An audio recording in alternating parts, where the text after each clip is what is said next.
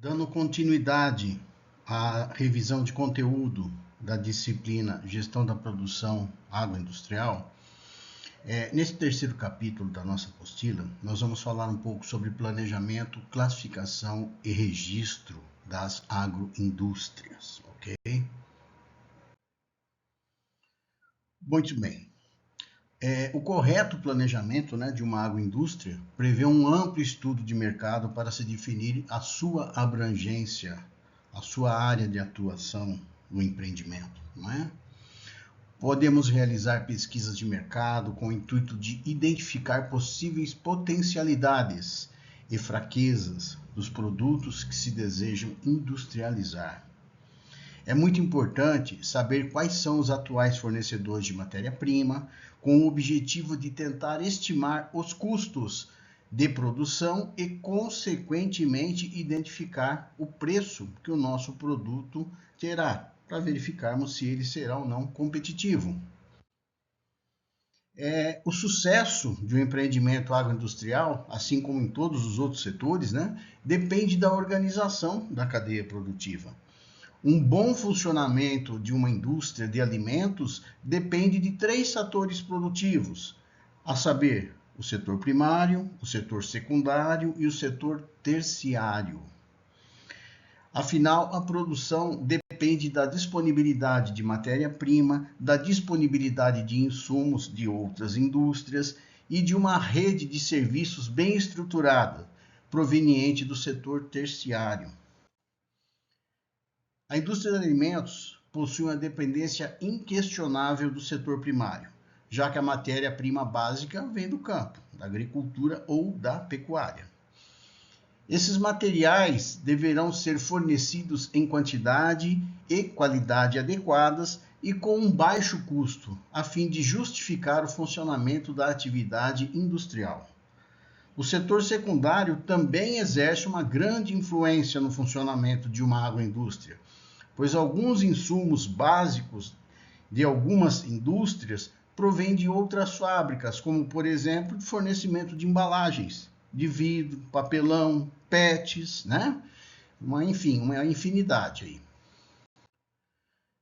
aí. Reforçando a dependência da organização da cadeia produtiva, o setor terciário fornece serviços essenciais ao funcionamento da agroindústria, como serviço de transporte de cargas, fornecimento de mão de obra terceirizada, coleta de resíduos sólidos, além de ser responsável pela comercialização dos produtos elaborados pela unidade, em supermercados, atacadistas, enfim. Os setores da economia de um país podem ser classificados em setor primário, secundário e terciário, que é a introdução que eu acabei de fazer no slide anterior, não é? Essa classificação se baseia nos produtos produzidos, modos de produção e recursos utilizados. Entende-se o setor primário como aquele relacionado à exploração dos recursos da natureza, por exemplo, a agricultura, a pecuária, a mineração. Por sua vez, o setor secundário é aquele responsável pela transformação das matérias-primas em produtos industrializados. Dessa maneira, podemos dizer que as agroindústrias estão inseridas nesse setor, sendo responsáveis pela agregação de valor das matérias-primas agropecuárias, como carne, leite, pescado, frutas, enfim. Já o setor terciário é aquele relacionado com os serviços de comércio, alimentação, transporte, saúde, educação e por aí vai. A gente tem aí alguns requisitos básicos para a implantação de uma agroindústria. Primeiro vamos falar da escolha da área, não é? A escolha do terreno, que pode conter ou não alguma edificação, deve ser realizada através da avaliação criteriosa de alguns fatores de ordem física, geográfica e de infraestrutura local. A decisão de qual vai ser o tamanho adequado para as instalações está ligada diretamente à economia em escala, procurando o equilíbrio entre a escala de produção e o custo final do produto. É importante que o tamanho da agroindústria possibilite a flexibilização da produção necessária nos períodos de entre-safra da principal matéria-prima a ser industrializada. Várias outras variáveis, né, a gente também deve considerar nessa escolha da área, como, por exemplo, disponibilidade de água. Pode parecer algo muito básico, mas é bem básico mesmo. É difícil você ter uma atividade que você não precise de água, não é? E dependendo de onde for essa escolha, esse terreno, se você não tiver água, você vai ter que comprar. Vai ficar mais caro ainda, não é? Distância em relação aos centros de distribuição de matéria-prima. Ou seja, você instalar a sua agroindústria muito longe dos seus fornecedores de matéria-prima, você vai ter o custo de transporte das matérias-primas. Isso vai ser agregado ao preço final do seu produto. Também não é uma boa ideia, né?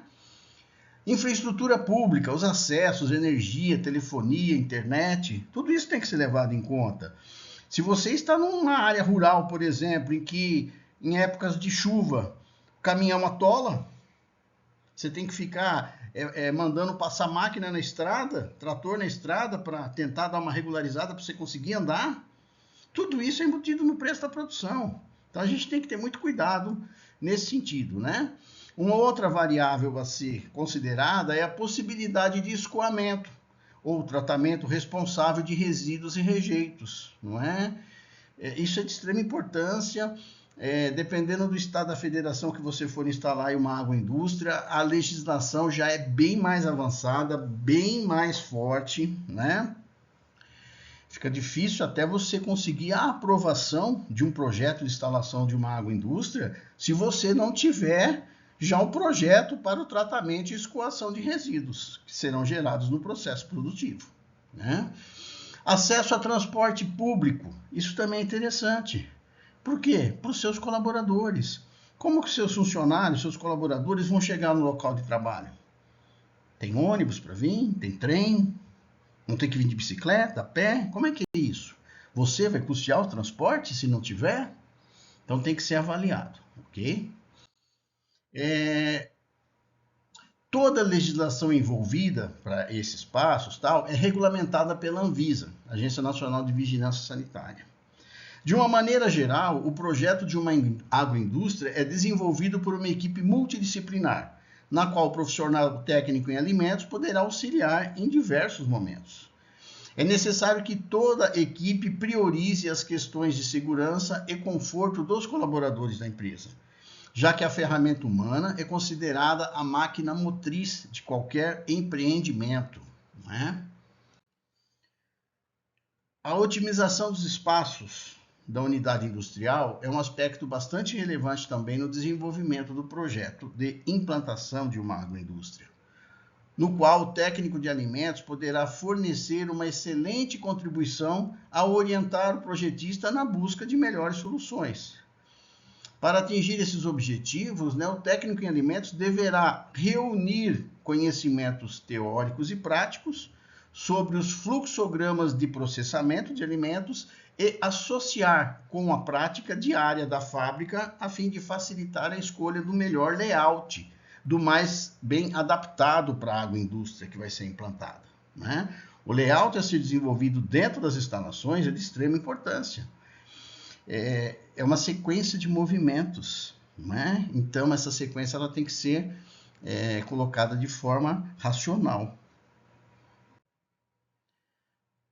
Determinar a sequência das operações de um determinado tipo de produção, quais e quantos recursos serão disponíveis para cada tipo de operação, como fluem os materiais e as pessoas, qual o local da área de armazenamento, como estes são abastecidos e quais são os requisitos de espaço, são algumas das questões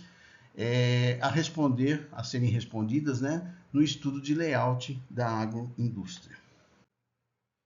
O principal objetivo de quem atua na definição do layout é integrar os elementos produtivos, realizando uma alocação relativa e mais econômica das áreas, das diversas áreas envolvidas no processo, né? Em outras palavras, é a melhor utilização do espaço disponível que resulte em um processamento mais efetivo através de menor distância no menor tempo possível. No que se refere a registros, não é? Uma agroindústria. O registro formal da atividade de industrialização de alimentos é imprescindível para o funcionamento da agroindústria, devendo os responsáveis legais pela empresa legalizar a atividade junto aos órgãos competentes de vigilância sanitária. Um dos requisitos para registrar a indústria é constituir pessoa jurídica, pois se trata de uma atividade de natureza industrial e, como tal, está sujeita à incidência de imposto sobre produtos industrializados, o tal do IPI. Devendo constar no objeto do contrato social a atividade a ser desenvolvida, conforme a classificação do estabelecimento.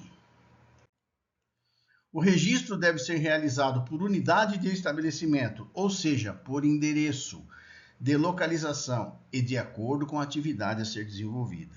Ou seja, se você for abrir 2, 3 plantas fabris, serão 2 ou 3 registros distintos, não é? É o que comercialmente são chamados de filiais, CNPJs diferentes, não é?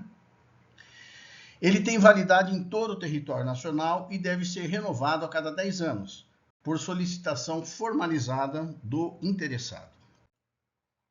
Para a construção e financiamento do estabelecimento, o funcionamento do estabelecimento, devem ser observadas as normas de ordem geral e específicas, estabelecidas de acordo com a atividade ou a linha de produção a ser desenvolvida. Apenas para fins didáticos, podemos dizer que o primeiro passo para a aprovação do registro de uma indústria é solicitar a aprovação do terreno ou edificações pré-existentes no órgão de vigilância sanitária, MAPA, Ministério da Agricultura e Planejamento, ou na Anvisa. Não é? Então, é importante que lá atrás, na definição do terreno onde vai ser instalada, se observe a lei de zoneamento do município, por exemplo. Os municípios têm lá o seu plano diretor, e o plano diretor prevê quais lugares do município são considerados áreas urbanas, áreas rurais, urbanas residenciais, urbanas comerciais, urbanas industriais, não é? Nas áreas rurais também tem suas divisões. Tem lugar que você, em função de reserva natural, esse tipo de coisa, você não pode explorar também não é? Você não pode nem desmatar.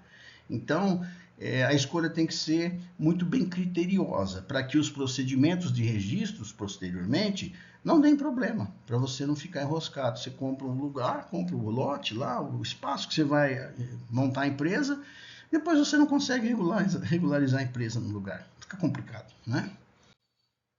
É importante que você saiba que, paralelo ao processo de obtenção de registro definitivo da agroindústria, o responsável pela empresa deverá solicitar o pedido de aprovação prévia dos produtos e seus respectivos rótulos.